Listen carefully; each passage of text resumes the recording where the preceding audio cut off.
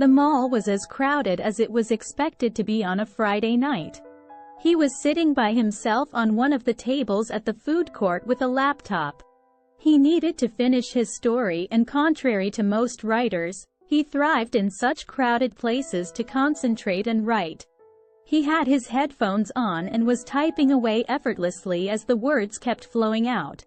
He only took a break from typing as one song ended and looked up to survey the manic mall madness that happened all around him.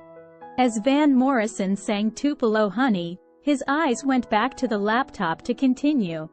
His writing was interrupted again by a familiar whiff. He turned around to see where it came from. And then he saw, walking past him and sitting on the table across. It was her. It was Miriam. He couldn't believe what he was seeing. He was seeing her again after nearly 12 years. That beautiful face. Those almond eyes twinkled away, her auburn wavy hair bouncing as she walked past him and sat. And that smile, which still could light up the entire food court. He had to pinch himself to know it was real. His mind raced back to those days in his old town. Of the days when he'd go running to the music shop in the neighborhood to buy cassettes. Just an excuse to see her. He never listened to music those days but kept on buying cassettes to be able to meet her at the store.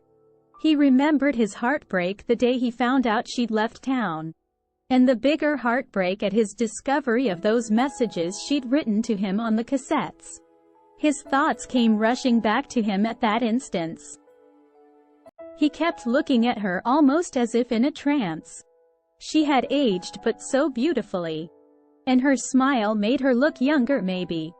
She was wearing a white chicken salwar kurta with chunky oxidized jewelry around her neck and matching bangles.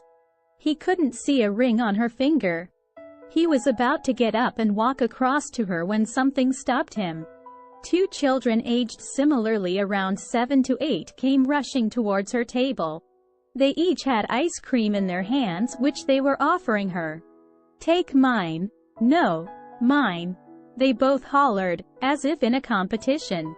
She smiled at them, ruffling their hair, and took a bite from the younger one's cone.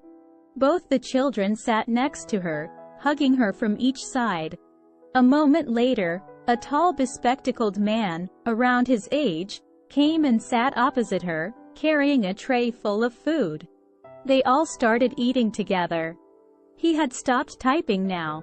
He felt as if there was a corkscrew up his heart, just like Dylan had once sung. He felt a strange mix of exhilaration and disappointment. How could I expect her to be single after so many years? He tried to reason to himself. This had to happen. He could hardly type a line from then on. From time to time he'd look sideways at the table across and see them. The happy family enjoying an evening out. He didn't know if he felt happy or sad seeing her this way. Part of him wished he hadn't seen her at all.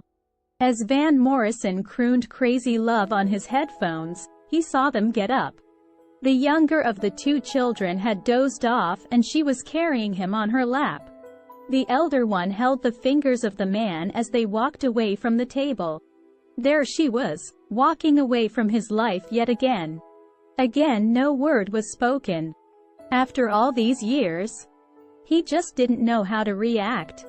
An old twinge from the past came and knocked at his heart all over again. Why? Why? He asked himself. He knew there'd be no answers. His eyes went back to the table as they left. He noticed a small packet had been left behind. He jumped from his table to reach there before someone else occupied the table. He had to return the packet to them. Maybe she would see him and maybe even recognize him, he thought. He picked up the packet on reaching the table, and in his excitement it fell from his hand. He bent down to pick it up and froze. His heart was beating like a freight train. His mind was confused with a million thoughts, as he slowly took the CD out of the packet. There was a small note with familiar handwriting. "I couldn't believe my eyes when I saw you at the mall today." Typing away earnestly. I thanked someone up there for making me see you after all these years. Am in town to be with my brother and his children for a few days. I hope you get this note and call me. My number is. As he stepped out of the mall with his laptop bag slung across his shoulders, he noticed there was a skip in his steps. He felt happiness inside that he could not describe. He had read and heard about miracles occurring. It's just that when it happened to him, he was numb with happiness to feel it.